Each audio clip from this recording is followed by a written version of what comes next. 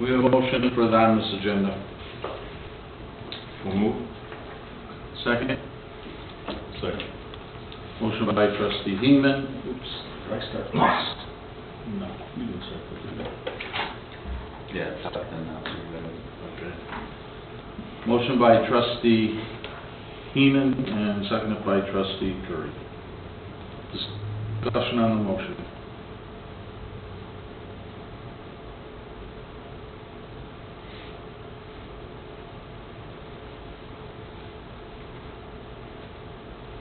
With there being none, trustee Hutchinson? Aye. Trustee Curry?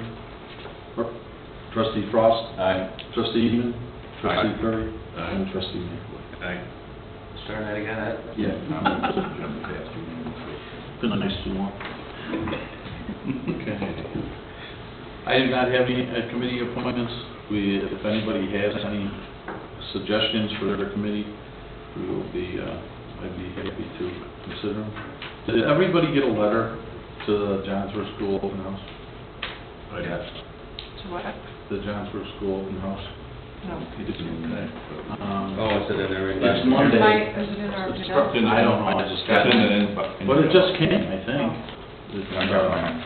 Delivered here. Right. It was delivered here, and it's, The main one. was it October 3rd or 5th at Monday? So it's this Monday, Wednesday. Oh. Monday and Wednesday, right? Yeah. Wednesday at the high school? Monday at junior high, Wednesday at high school. Wednesday, October That'll 5th. be out. So, just bring that to everyone's attention.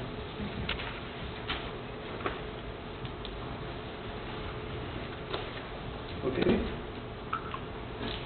New building, new business?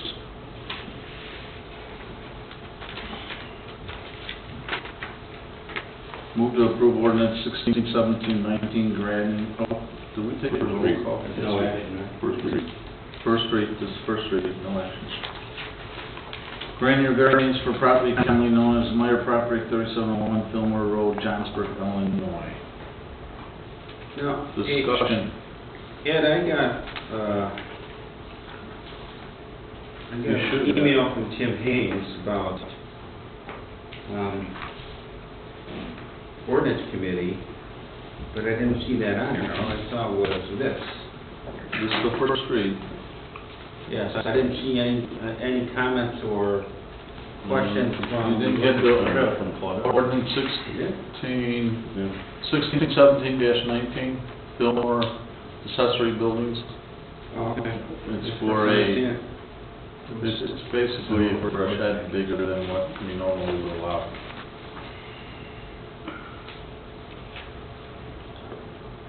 Did everybody else get the minutes? Or the I got rest of the- it. I got it on an email. The ordinance? I got an email. I read it already. Did it come from Tim? No, it came from Claudia.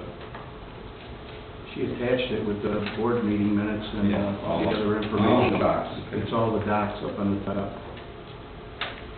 Is there any questions about it that we want to raise before we approve it at the next meeting? There's no neighbors complained about it. It was a strange facility, no heat, no It's water. basically a no- shed. There's some crap work in there or something, it says. Thanks, John.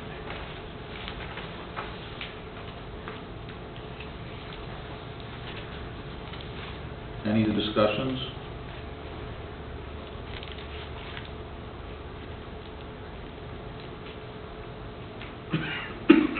Any questions that we want us to raise before we bring it back to you?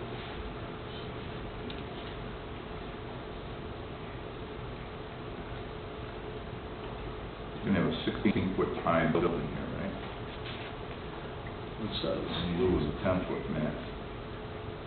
Yes. and 255 square foot feet, I think the maximum is 168, if I'm not mistaken, Kevin, there's another sheet here. by our ordinance. Isn't it, Tim? 168 for a shed, by our ordinance? 12 by 14, sir. Oh, I got it, I finally found it. Oh, all right.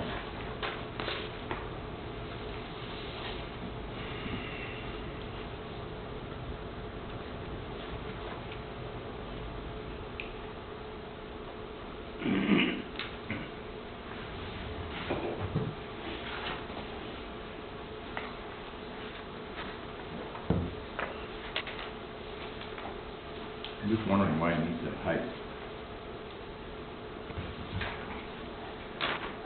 Maybe for storage above it. It's probably, well, it's the second floor, like a barn roof or a gym roof.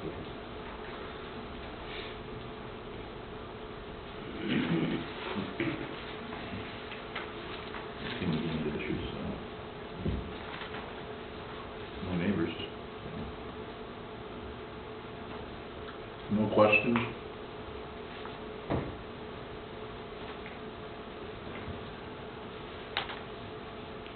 There being none, Tim?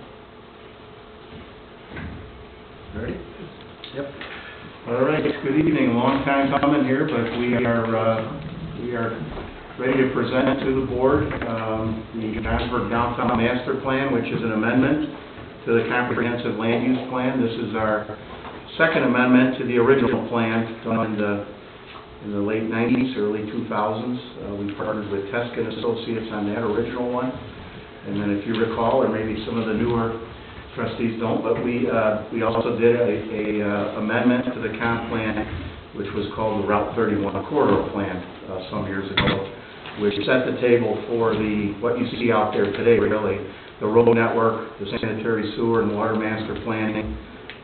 It identified setbacks, protection of the right-of-ways, and again, it set the table for JCPenney, Walmart, and really, quite honestly, for Remington Homes. And it even went so far to talk about transit-oriented development, which you've probably seen in different presentations. And so we presented this July 19th to the Planning and Zoning Commission, and it was recommended to approve unanimously. And I'm just going to quickly go through kind of a history. Claudette and I spoke, and we felt it would be important because we do have some new faces on the board, and maybe, like me, some of us over the years forget what we've accomplished and talked about. So what we'll talk about is the downtown planning phases, just a quick overview. The survey results, which we did in phase 2, and then the proposed exhibits, which is the main focus of the amendment and what we'll all be kind of promoting and selling moving forward, and then future steps and tasks. And this was just a map from the early days that showed when the board agreed on the EDC and planning, and everyone agreed on the kind of the boundary of the downtown planning area. And so at the far north end, this is Oak Creek Townhomes, Oak Creek Townhomes to the north, Sunnyside Park here, and then it reaches out, where my pointer's at, is Dan Stoppel's property, I guess Spring Grove Road and Johnsburg Road. And then we even went across the river, and we'll have some discussions on that as well. So that's what's known as the downtown master plan. So quick, again, phase 1 was completed in the fall of 13. We took all the maps we had collected since the 90s, even when we were Sunnyside and then became Johnsburg. We had a lot of great information. We had old surveys, we had old information, we had maps, we had exhibits, we had sewer, water, a little bit of everything. We had all our zoning maps, and we had the original comp plan. And then in the summer of 2014, we had the funding that next year to do public surveys. We had public meetings. We did image preference surveys, and again got some really good results, which again guided us to this next step of what do the village businesses and residents and stakeholders, what do they really want to see the downtown become over time. And so we're here today, and then in 14-15, phase 3, we kind of created the opportunities and constraints.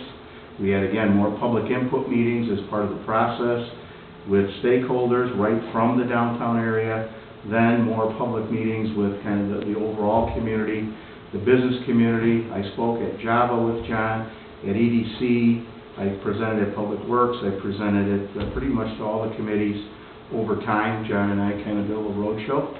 And again, just continually spread the good news of what we're hoping to accomplish in the next several years. We even did some concept planning, and then ultimately we created the Downtown Master Plan Report, which actually will get slid in behind in its own chapter behind the original comp plan. If it's approved tonight, then Claudette and I will finalize, because there were some comments from planning, very minor, and then we're just going to clean things up and then give it to her in a Word doc so she can add it. We also, again, we need to continue downtown planning, various phases or little pockets of it. And again, I think this is a living document. We really need to continue to promote it. It would be a real shame if this just sat on a shelf after tonight and we didn't get excited and start getting active in promoting not only the village but the downtown area. We have a lot of opportunities. So again, quickly, from the 2004 comp plan, these are just some of the highlighted principles of what we continue to look back on. I did give everyone a copy of this, so I'll try to kind of expedite this so we can get into more of the meat of the presentation and some of the uses and the discussions with that. But again, we want to really identify the original core of the village. Again, historically served as the primary center for business and civic activity, a focal point of community life, infill, rehab, reuse, redevelopment. And then again, it was all about mixed uses, some residential land uses to help support the businesses. And then there's a very strong, even with the current presentations, development should be pedestrian oriented. Jim, could we go back to that one slide? I'd like to make a recommendation for maybe a change. Bullet point 1, 2, 3, 4, 5 includes mixed uses and residential land uses to help support civic activities and businesses. This is not in our deal. This is what was done in 2004. Oh, okay. So we will, You got what I'm meaning to by make that. sure, but Okay. this is what was stated in '04. I'm trying to kind of show that we The built, history. we built upon Right, what okay. you had said back in '04, which was done because of the strategic planning. Surprised we didn't have that in there then. Shame on me. So again, this was the data collection I spoke of. You saw the maps. We had the boundary, topo, wetland, soils, trees, transportation elements, sewer, water, parks and open space, and that was a crucial element to identify, because if you look at that, kind of the odd shape of the boundary, really looks like we could do a ton of things, right? It looks like we got a lot of opportunity, but when you kind of turn everything on, and what's in red is really constraints, floodway, floodplain, soils, trees, some restrictive items that we just will plan with, around, and maybe make it part of the green spaces, open spaces, and things like that. Tim, that area below Shabillo's property and the backside, is that the backside of Whispering Oaks, or is Right it? here. Is it Ridge? That's the backside of Whispering Open subdivision. Yeah, this is Whispering Ridge subdivision right here. Oh, So along the backside, this is what happens in the back of Bay Oak. So that isn't part of anybody's lot, huh? It is, it's Well, part of those back lots. It's probably floodplain from the sewer area back there. No, there's a wetland back there, and that's a natural deed Slopes restrict. off way down low. Yeah, we used to walk through it every spring. It's a deed restricted open space as part of those lots that the HOA is responsible for. There is stormwater management there, but there's also a natural area that has to be maintained. So the part from the red all the way over to what would be Chapel Hill Oaks is part of that too then, right? Yes. Is that where your arrow is? Yeah, right in here, yeah. But that's not wetlands.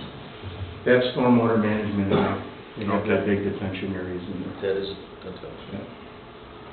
So again, this just kind of helps us understand where we can and can't place buildings, structure with basement, even with roads and utilities. We just want to have a clear understanding of some of the challenges and some of the constraints.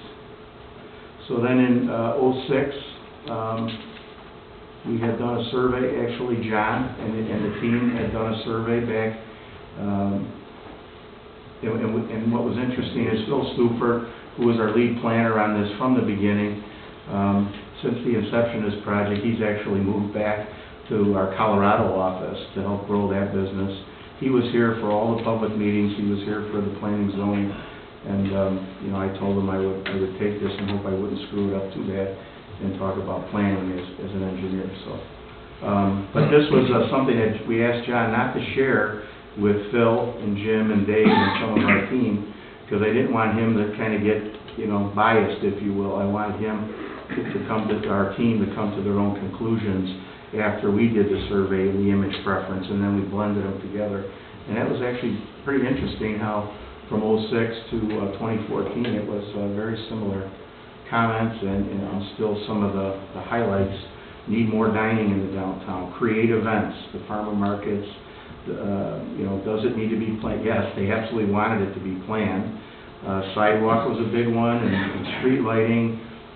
Again, in '06, the Johnsburg Road, roundabout, the sidewalk, the streetscape, the ITEP grants, none of that stuff was being planned, but we didn't even know we were going to be able to get that ITEP grant to make it look like what it did today. So that's been a real boost for us to help explain to the people during the current projects, or the current phases, to just say, streetscape, what you see on Johnsburg Road, the roundabout, et cetera, is going to continue St. John's, Church Street, and on down Johnsburg Road and Chapel Hill Road. And people absolutely love that look, the lights, the walk, the landscaping, the signs and things. So, in 2014, we had a great response, almost 660 responses. 52% came from people that called Johnsburg their home. 82% lived in Johnsburg for more than 5 years. 4% lived in Johnsburg but moved to a different community. We did reach out to some people that we knew were part of the process years ago and moved away, and we kind of wanted to get their take as to what they thought, why they moved, or what could bring them back. We're reaching for some ideas. 4% owned a recreational property, i.e. like a second home or vacation home. And again, the quality of life was a big one in the survey results: education, low crime, sidewalks, recreational opportunities, and communities. You guys can read these, but again, this was what the survey told us. It was all about aesthetics. It was all about the sidewalks and the pedestrian areas. The recreation was big. They wanted to make sure that the intersections acknowledged pedestrians and made sure it was safe. Base employment, retail. So, nobody really wanted, obviously we have our Route 31 corridor. We're not talking, and I just want to make that clear, we're not talking about bringing we're not talking the big box retail in the downtown. That's out on Route 31, and that's where it's established, and that's where we've planned it. What we're talking about when we say retail is kind of the neighborhood retail, kind of small to medium size, like what we have going on, and kind of adding to it. So again, people were on the same track from '06 to '14. Coming out of that, this was shown at the fair a couple times, and this was kind of the beginning of when we started to plan. You see the constraints. We started to identify a road network. We started to look at future intersection improvements and what would be needed.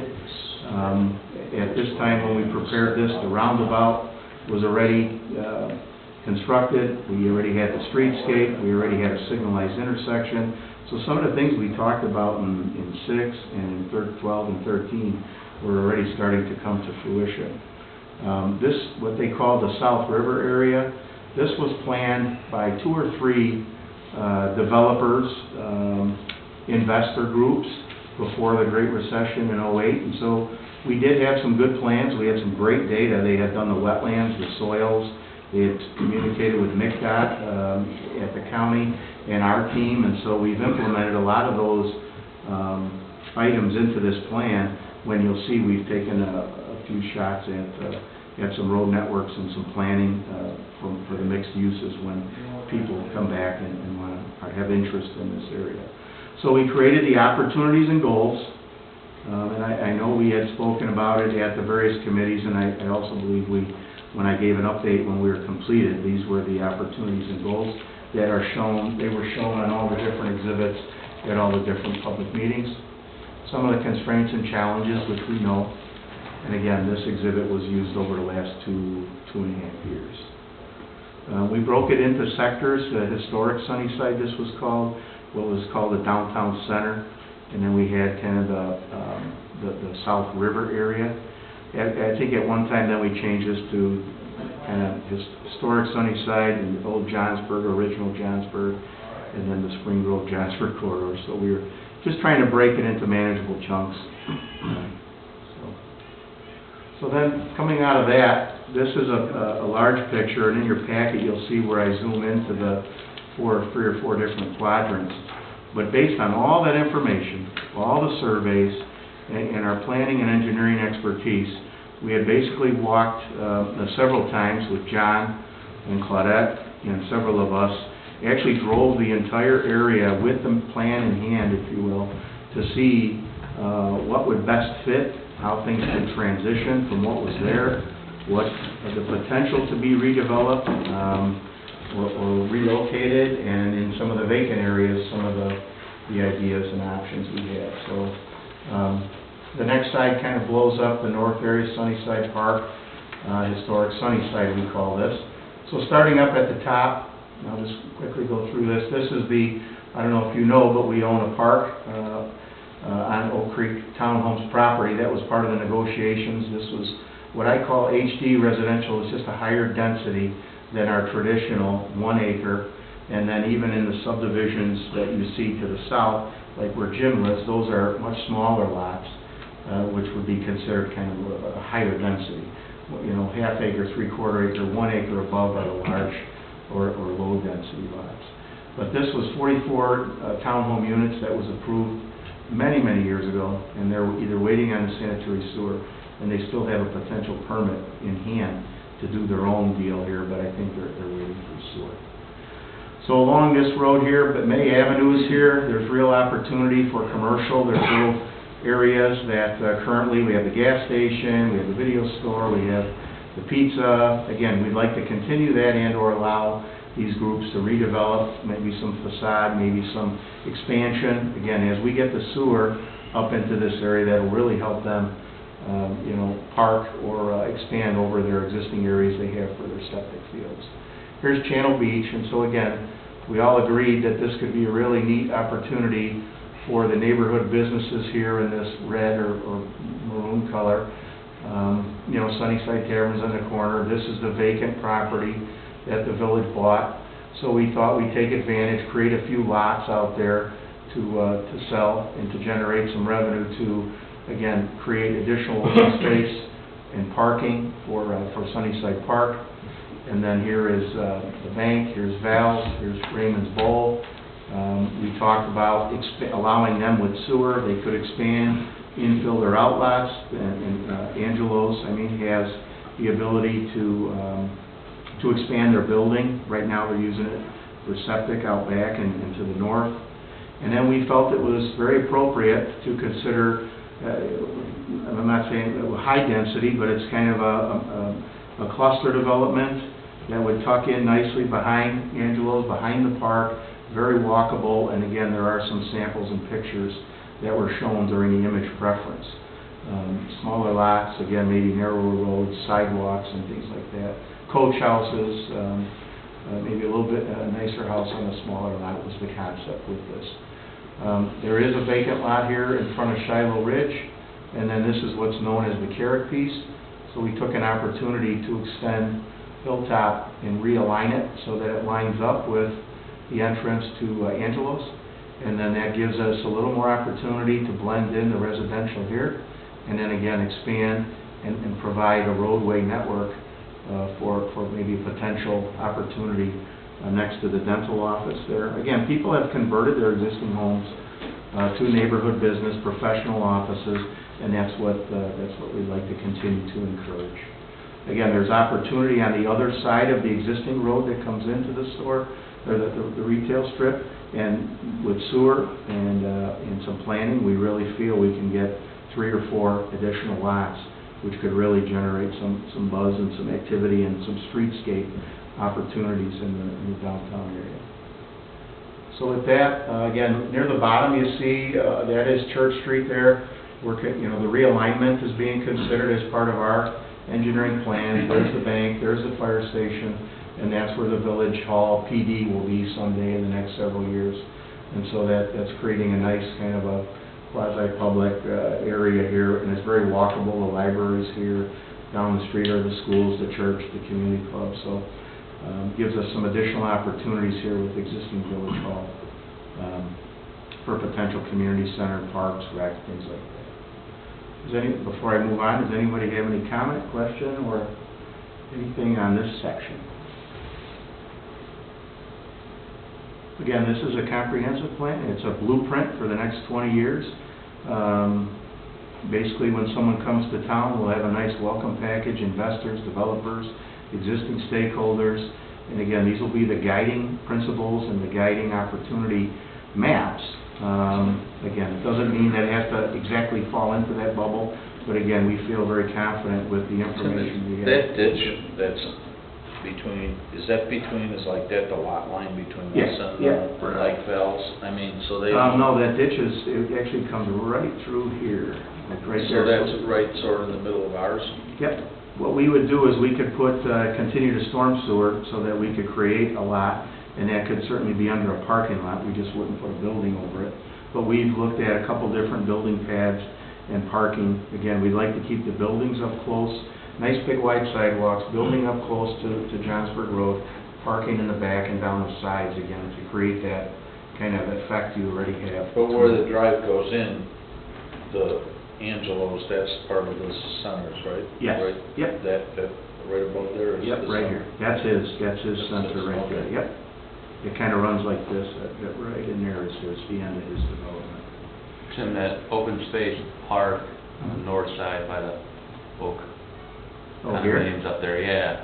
Is that little creek going through there that you Yes. got? Okay. Yeah, that's kind of a big creek that goes through there. I've walked the whole thing. Yeah, It's really pretty nice. cool in there. That's a pretty piece of property. Really cool. All the old A oaks. lot of mature oaks in there, and again, I think if, again, That would be beautiful. over Have time something to there. create even a creek walk and get some connectivity to the neighborhoods.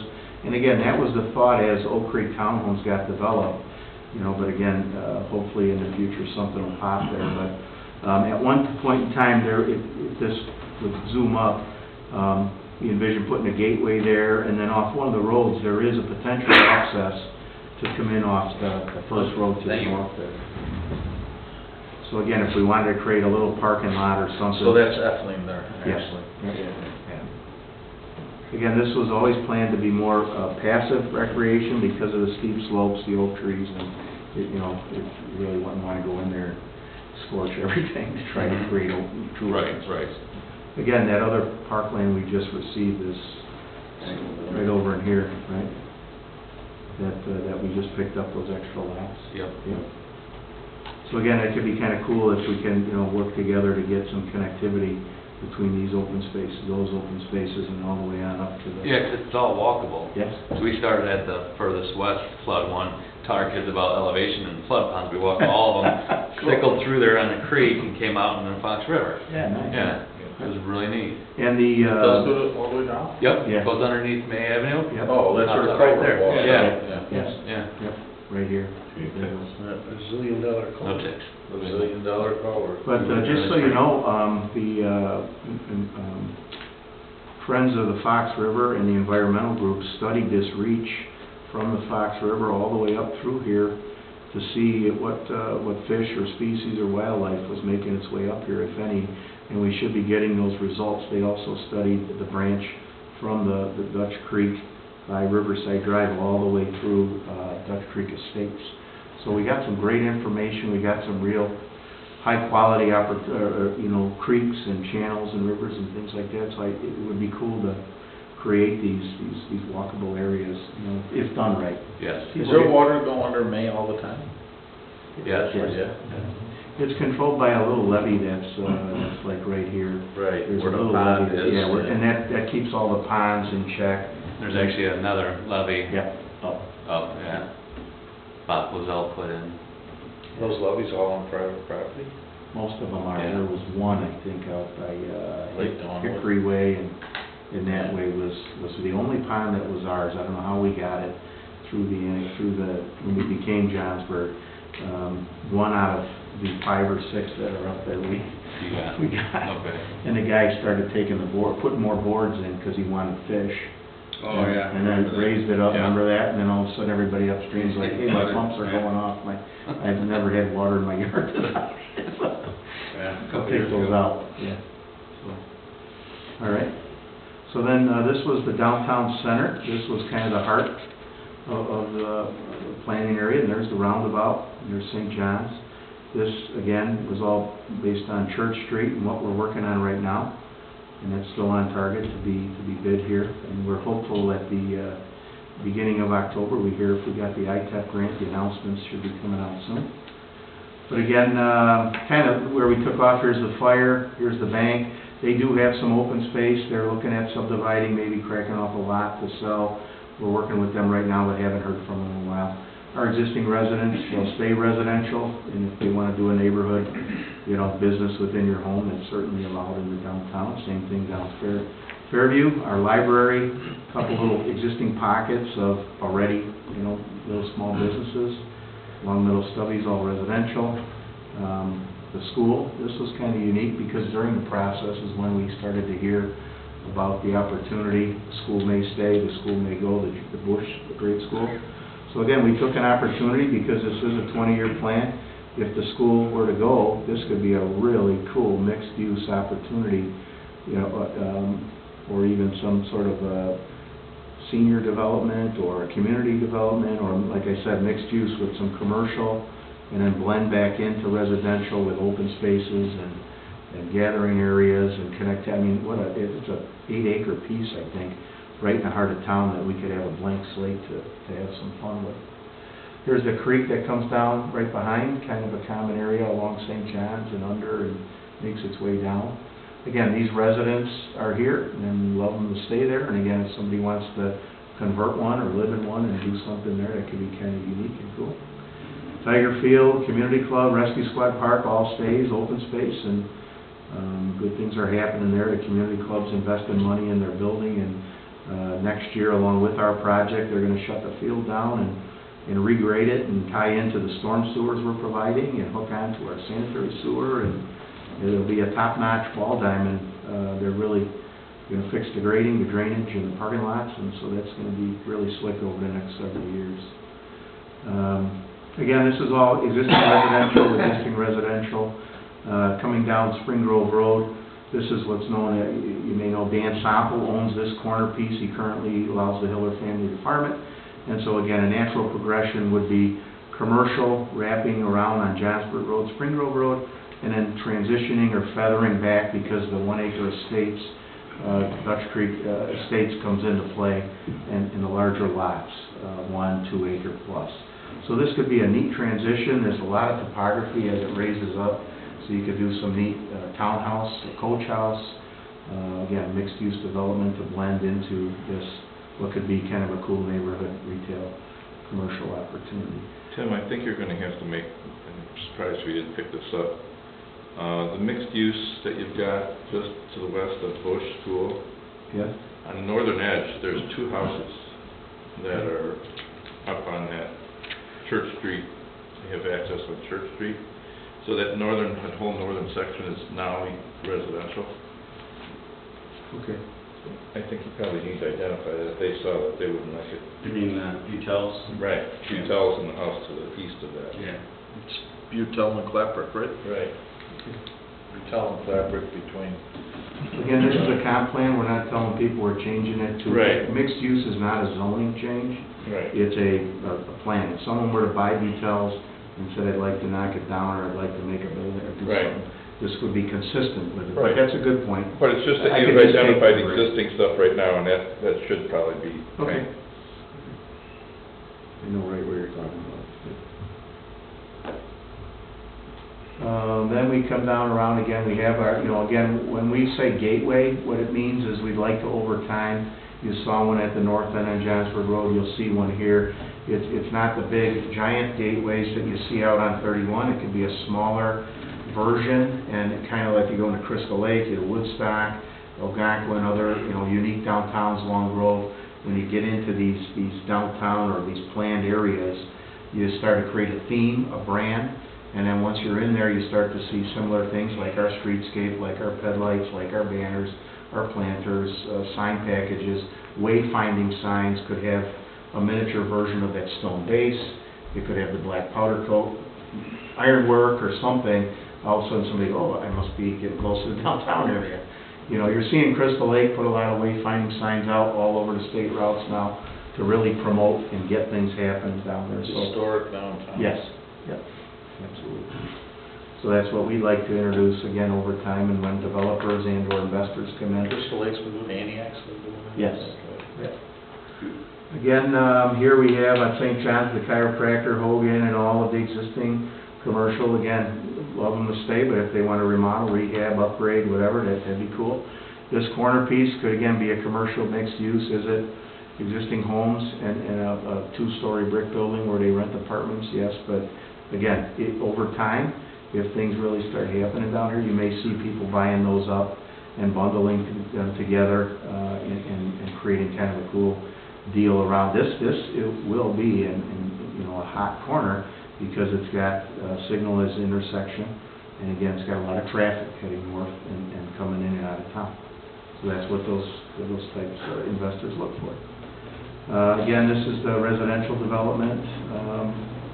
And then coming around the corner, this is pretty much the way we got it set up already, with some infill pockets of a few houses and businesses and homes and things. But again, that's what we'd like them to consider, you know, some of that kind of commercially cool downtown elevation, two-story, business on the bottom, housing above. That was all in the surveys that everybody voted very positively at. A little later in the presentation, you'll actually see a detailed exercise we took in the triangle.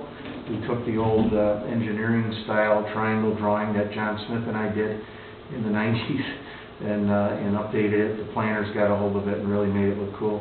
And from my standpoint, I was looking at how much buildable area. John had requested it, and Ed and a few others.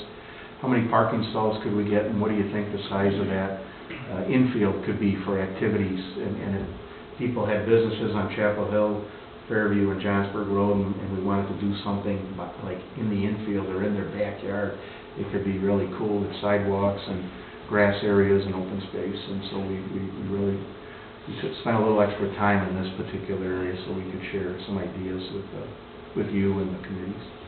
Again, this is the Heman piece back here, some of the open space that's there. You know, like to see some residential, maybe a little higher density back there. In talking with Tom Heman, in fact, I'm going to meet with him next week.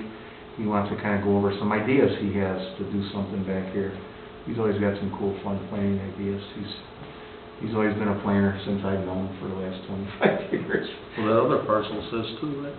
No, down. They're both They're Joe's. both Joe. Yeah, so is that one on the other side of the road? Yep. No, other side. Up, Yeah, other the side. one. No, down. Keep going, Down. down, that one, and the green, and that, That's all. lots along that road. That's all Joe's. Yeah.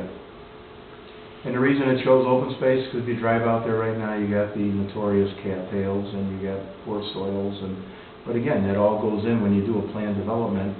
A PUD, it requires open space, and that sure counts for it, and you can really create, if you place the buildings right and at the right elevation, that creates kind of a cool look over, you know, looking out your windows and at the natural areas. There's actually one of the channels from Dutch Creek has a Reaches cove up in coming there, in. right? Has a cove area coming in, so they could actually get water access through Dutch Creek woodlands, through the That was- channels. Years ago, I think that was planned, right, John? Yeah, right around By through John there. Dayton, Yeah, there was, kind of right in through here, yeah, I think in one of the, There's one of those coves that just touch into that lighter green area. down by the oh, where down it in says- here, yeah. Yeah. So then we have where the bank is, and we have the Frank Schmidt Park, also known as Lift Station Gardens, for the newer people who haven't been around and heard that one.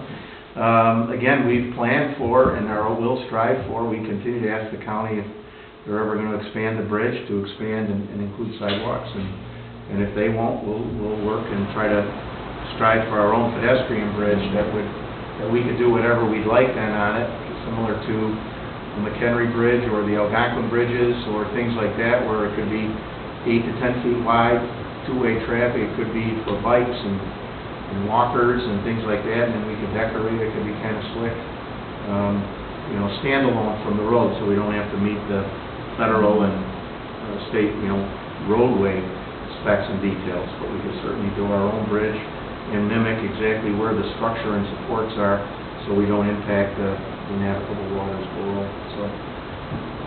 Years ago, we actually got prices because we had done a couple head bridges down in DuPage County and in Aurora, so I had some good numbers on a head bridge from the lift station area over to Mario's piece.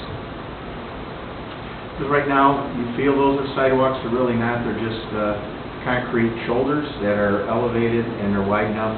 Can you walk on them? Sure, but they're really not considered. McHenry and Lake County call those concrete shoulders.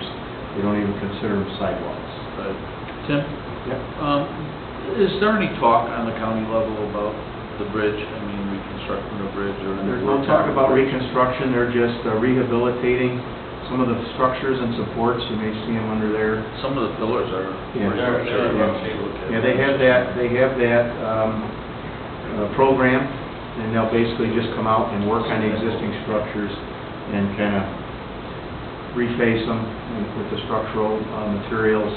And then, I think several years ago, they painted superstructure under there, so they're gonna work on the below water and above concrete right now. But there's no talk about expanding. Expanding it. Yeah, I looked at those, I had our team look at those structural plans, and you'd actually have to introduce a whole other set of structural supports, because the ones that are there are not designed to start cantilevering further and further out, one side or the other. We did look at that.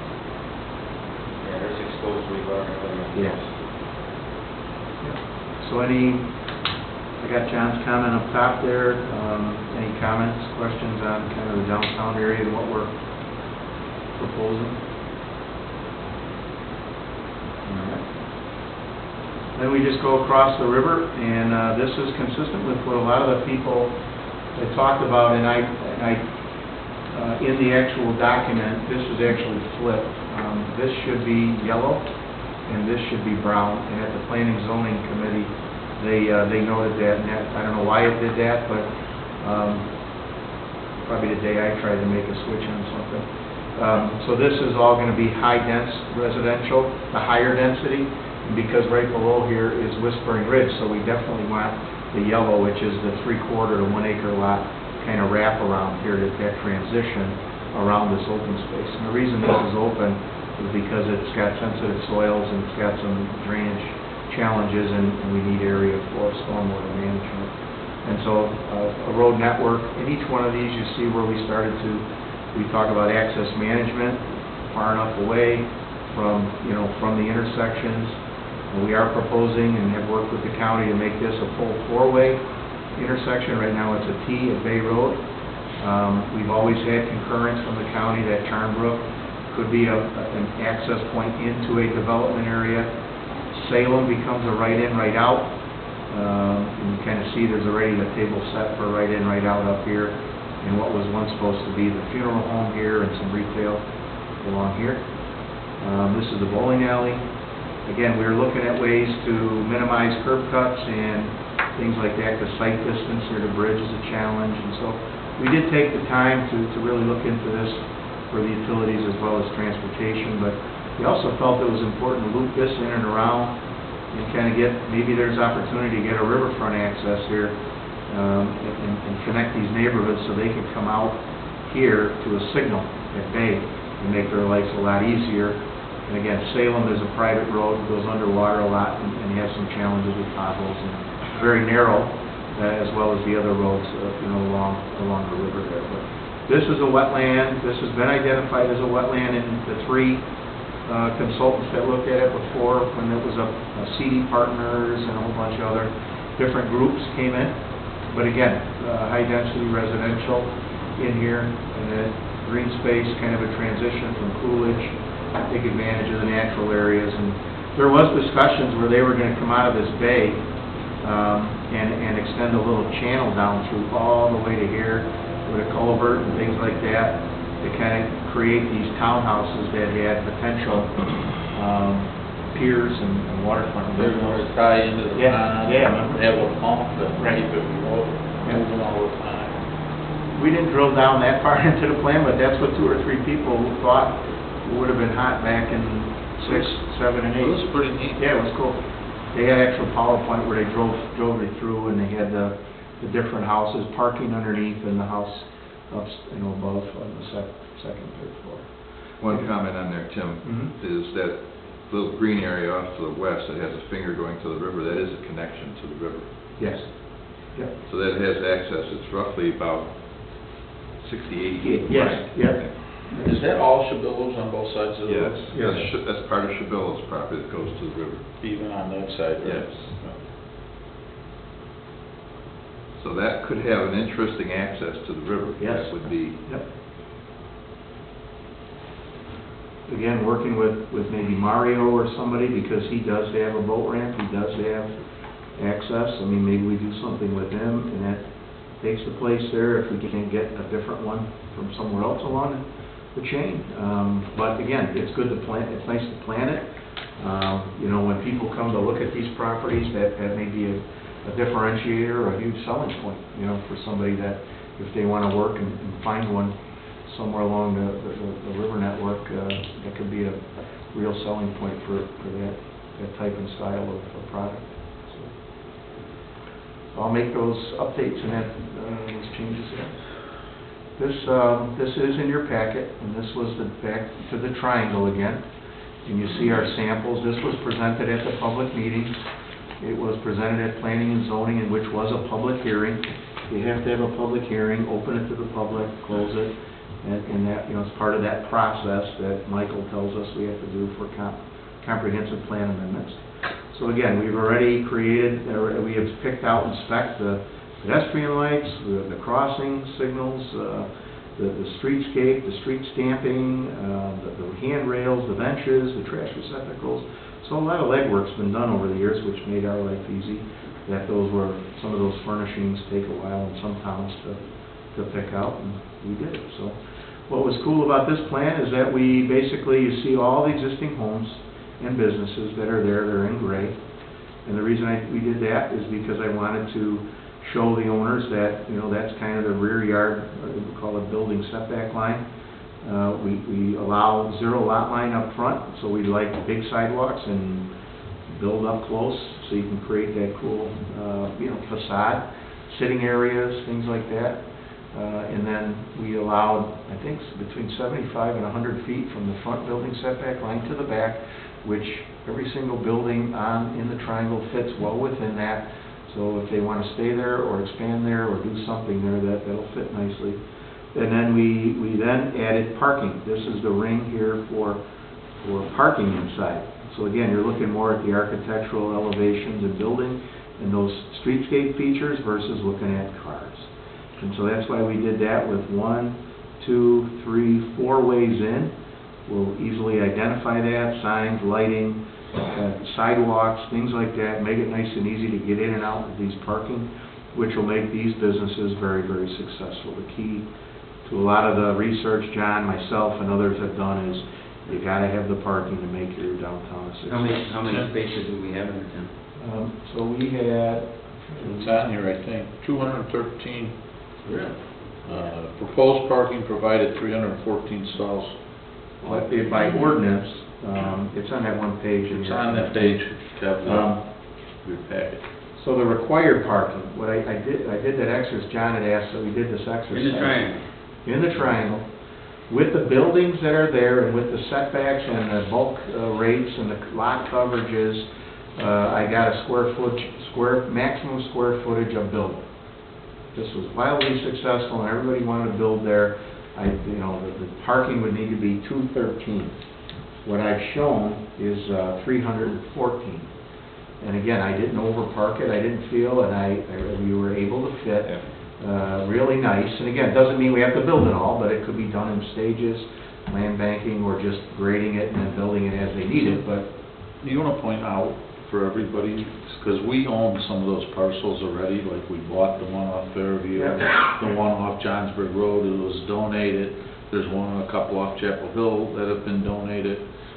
You want to show those Yeah, so everybody is aware that we actually own part of those parking spots already. yeah, when a few people bought some land in here, they actually bought a long strip, maybe the lot looked like this, and then they kept the building, like the Chapel Hill Body Works chiropractor and massage place. They actually had a long lot, and then when the gentleman bought the piece, he kept just enough for their parking and donated the rest to the village. So we have some slivers, like in here. We have a large piece that we got in here, access to the back here. We also have, there's another little triangle up in here that went back in the place that we got in there. So again, as people move, or as people buy, or development will occur, we will, again, work closely with them to get this open space all dedicated, along with the access points, of which I purposely put this one off of Fairview, because that's where we have access today. And again, this lines up with Reed, makes good planning. We're far enough away from Fairview and such. And this lines, there's the gas station, the PD right there, and that's far enough away from the entry and exit of the roundabout. Again, the reason I did this is because I have looked at a few opportunities with the old tavern and several of those parcels some people were looking at. And in that point of the triangle, you can't get good access there, but if we get an access here and we start doing parking kind of around here, it's the start of, for 1, 2, maybe 3 places to do a shared parking arrangement right in here, and then start building it into this infield. And what was really cool, and I think it even surprised John, is that the infield there for activities, the actual green space, we incorporated, you could see it a little greater detail, landscaping to screen the parking, sidewalks, a little walk system, and that whole green space is 2.85 acres.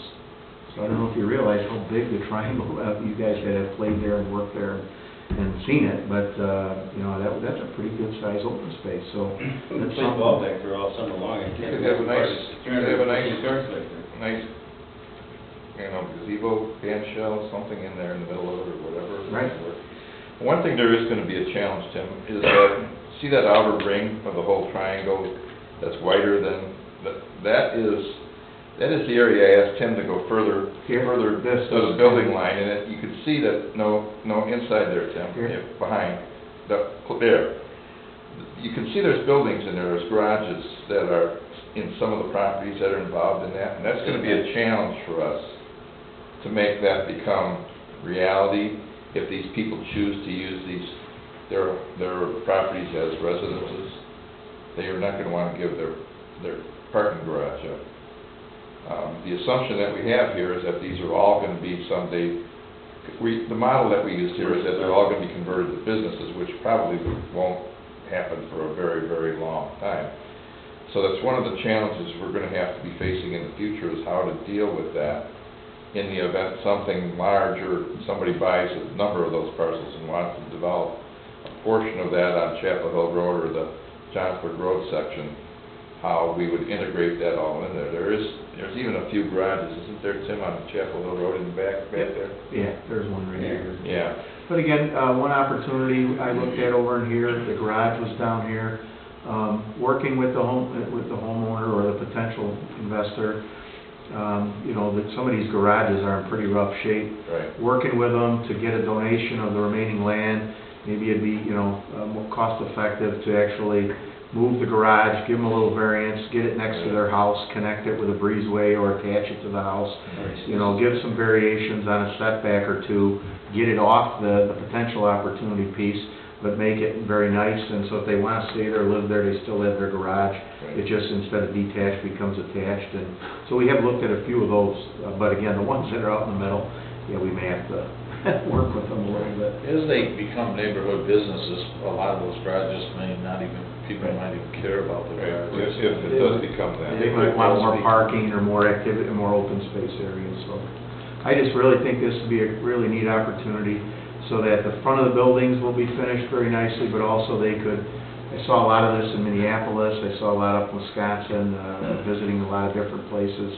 A lot of these food, restaurant, microbrews, other things all have, even in Lake Geneva, you can walk in the front door and then walk out the back to a garden or an open space, and then you walk on through and you're connected to a parking lot or to another street, to another whole strip of retail. So that was kind of the concept there. Again, they can have community events, they could, business events, business functions, like John said, could be really, really neat and different, but more for the for the triangle too, you know, for activities. So we're not taking away from Rescue Squad Park or anything there, but they could be used for different things in different locations. So that was that exercise, and there's just, oh, I Yeah, should have flipped to this, that that's would have been good. cool. So, there's that. And we did reach to the other side, because when you say the triangle, we also have to consider what's happening on the opposite side of the street and how we connect with mid-block crosswalks and the crosswalks at the intersections, crosswalks to the neighborhoods, you know, things like that. So that's why we did that. So,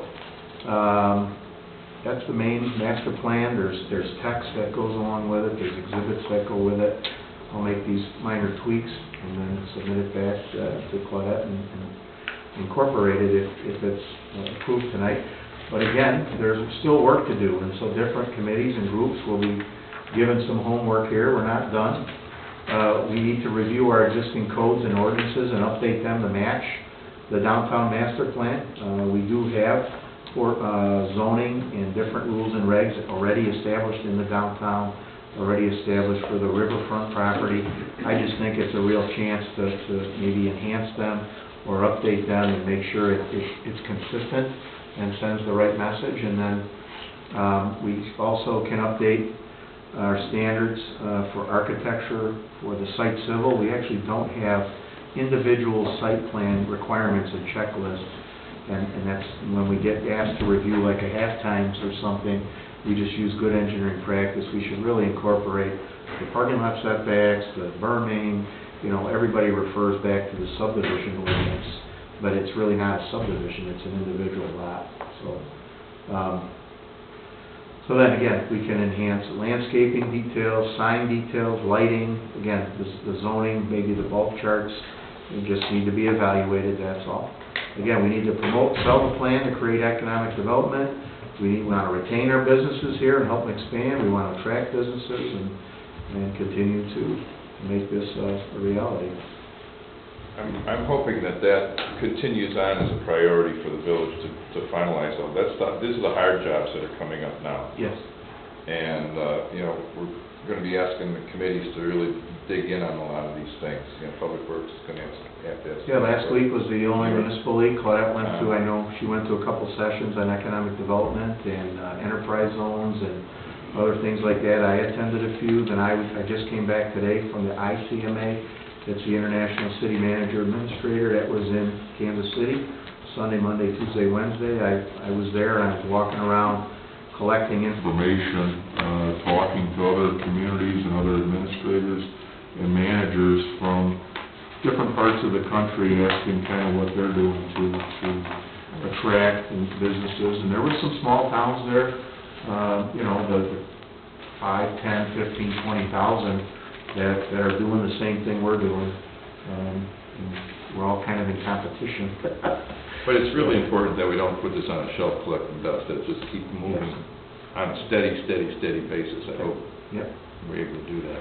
You know, So, if anybody has any? Is there any kind of like a, I don't know, maybe a convention or some kind of org that where developers come to Yes. talk to villages and communities to Yeah, see what actually- they have to offer? Actually, I've been working with Pam Campata. I'm on Transportation Infrastructure Committee at MCEDC, and she has a lot of, she just had a couple of different conferences, and she partners with the other EDCs. She's been partnering with Lake and with Boone and with Kane and Kendall, and so there's a consortium. But yeah, there's shows in Vegas.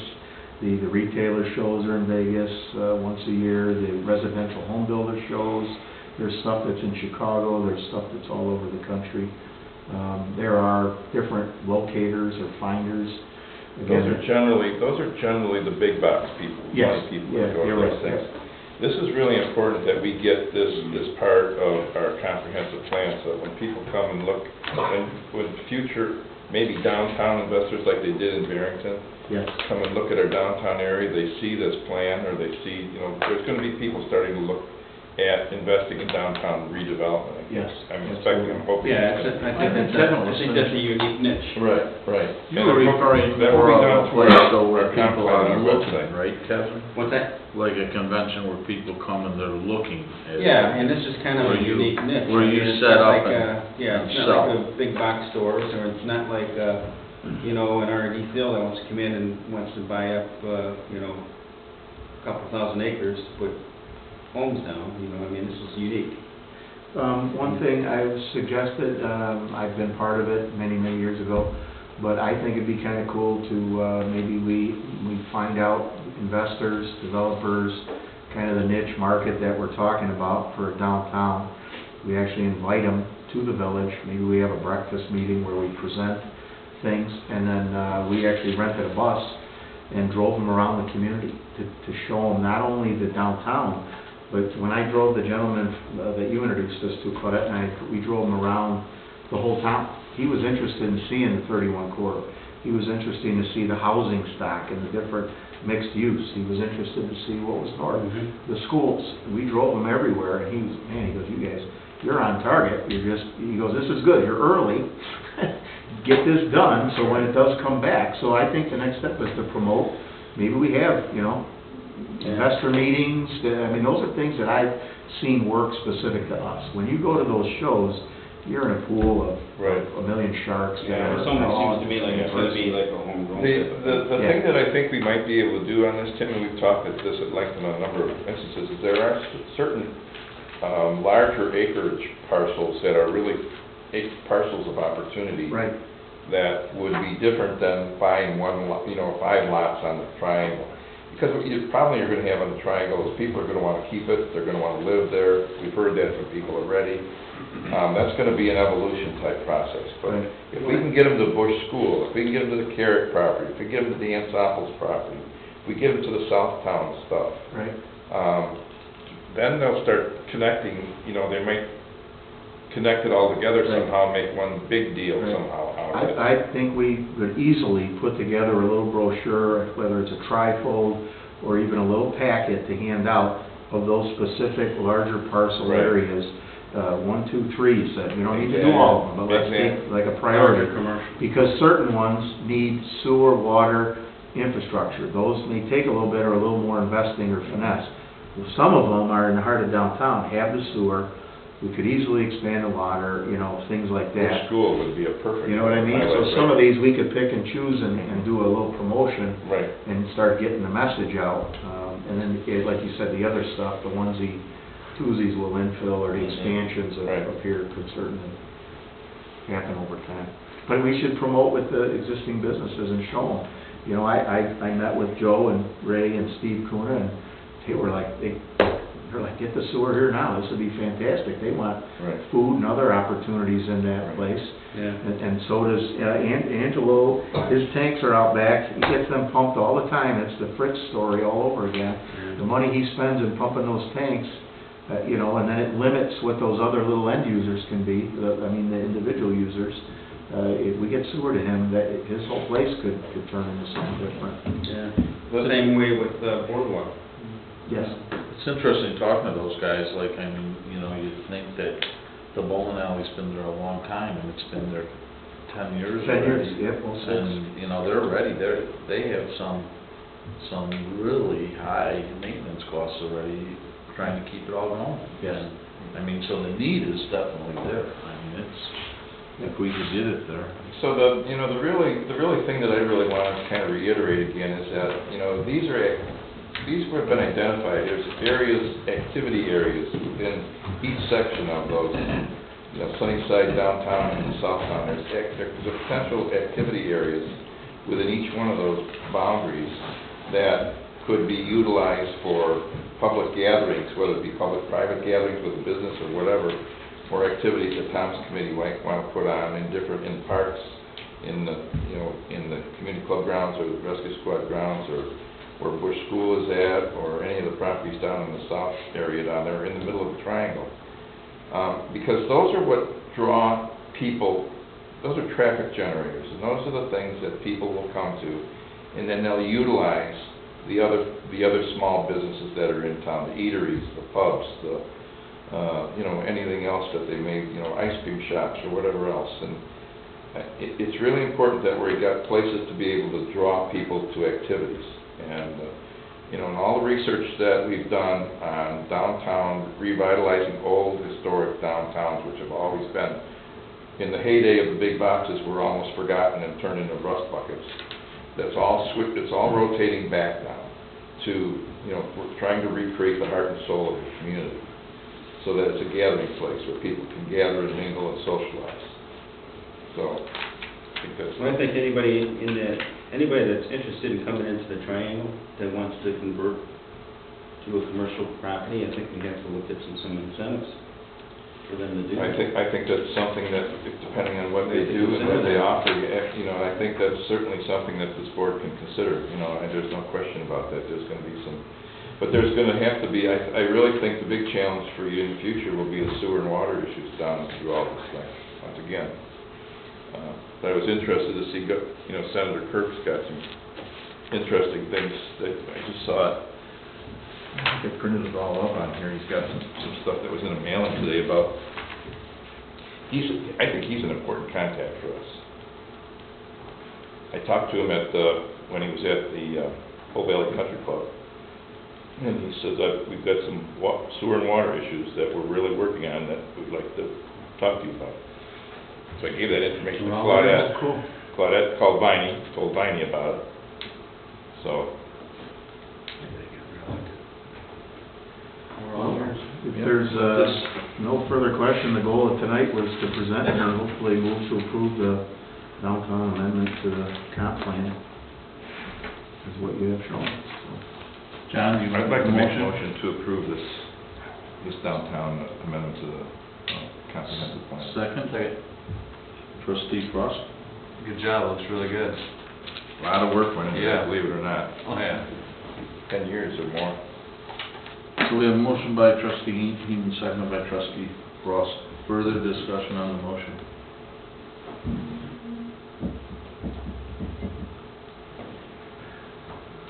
So like Tim and John said, let's keep coming up with ideas of how to promote it and keep it going. Roll call. On the roll. Trustee Hutchinson? Aye. Trustee Frost? Aye. Trustee Heeman? Aye. Trustee Curry? Aye. And trustee McAvoy? The really neat thing about this is every event that we put this before the public, the stakeholders, everybody was enthusiastically supportive. Got really good data, really good information. We over communicate on this. Do we have a motion to adjourn? So moving. Motion by trustee McAvoy, seconded by trustee Curry. Don't forget celebration of the park Saturday. We're all going to be staying in town. Yes? I'll get your from John Thursday. Okay. Good job. It happened. We got it.